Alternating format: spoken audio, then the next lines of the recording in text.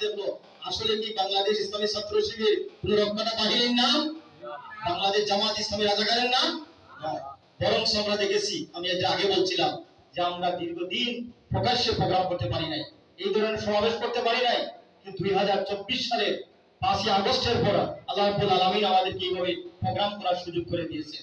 দীর্ঘ 15 বছর যারা শাসন করেছিলেন তারা শুধুমাত্র রাজাকার রাজাকার নিয়ে পেরেশান ছিলেন, কিন্তু এরপর কি দাঁড়ালো?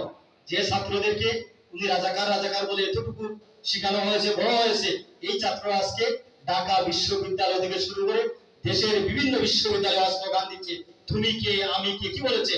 রাজাকার রাজাকার। সুতরাং রাজাকার আসলে আমরা নই, এটা কে বলেছে? স্বৈরাচার। সুতরাং সেই স্বৈরাচার এই দেশ থেকে পালিয়েছে। সম্মানিত ভাইরা, স্বৈরাচার আজকে নয়, ফেরাউন নমরুদ যারা ছিল, নবী রাসূলদের সাথে যারা বেঈমানি করেছে, নবী রাসূলদের সাথে যারা